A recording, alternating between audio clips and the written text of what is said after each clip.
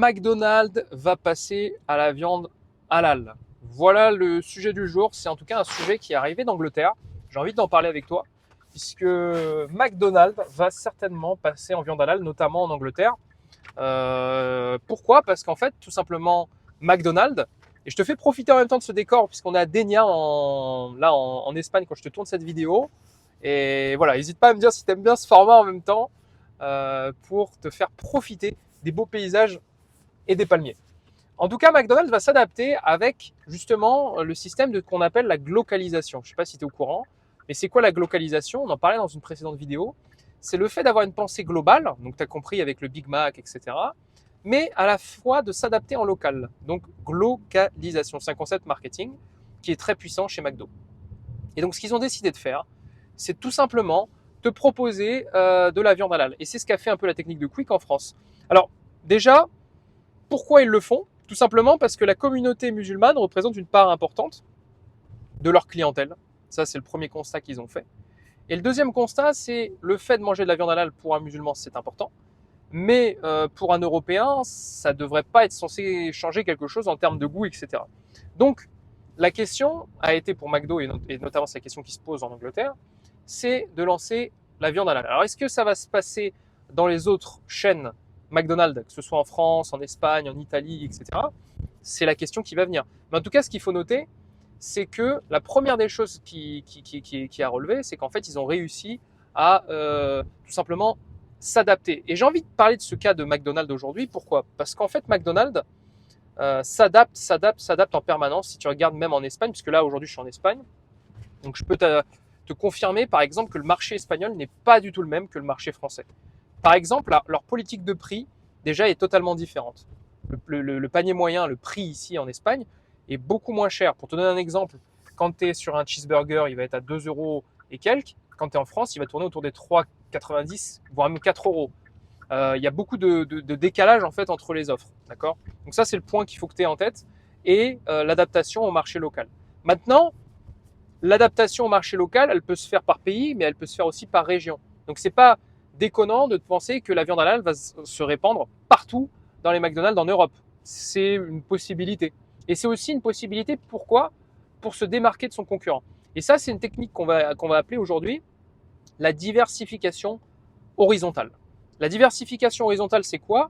C'est en fait le fait de proposer un produit, et tu peux le faire toi en tant qu'entrepreneur, un produit qui va être le même que l'original, mais avec une petite différence. Donc là, le burger va être juste avec une viande halal. Diversification horizontale pour s'adapter à un nouveau segment de leurs clients.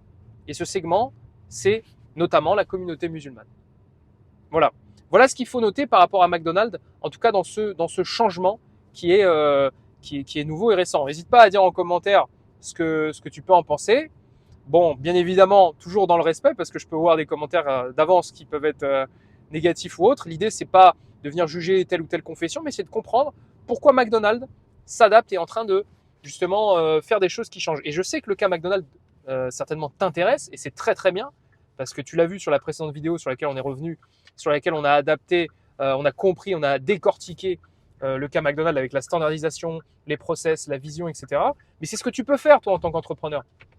Tu vas le faire à ton échelle, ok? Tu vas avoir une échelle qui va être différente de McDo, peut-être un jour aussi grande, c'est tout ce que je te souhaite. Mais il faut que tu puisses t'adapter à ta clientèle. Quelle est ta clientèle? Comment elle est? Comment elle évolue? Et ça, c'est les questions que tu dois te poser par rapport à ton marketing. Et pour ça, je t'invite à regarder vraiment impérativement, si tu peux le faire, le lien en description, les diagnostics qu'on a fait, qui est offert, d'une trentaine de minutes avec une vidéo sur laquelle je vais décortiquer tous les points qui peuvent être des points de blocage dans ton entreprise pour vraiment développer au maximum ta boîte. Et ça, c'est ce qui vaut des milliers d'euros, hein. McKinsey, etc. Quand ils le font, les cabinets de consulting au sein des grands groupes, ça vaut des milliers d'euros. Donc voilà, si tu peux le faire, fais-le, ça peut certainement changer la vie de ton entreprise.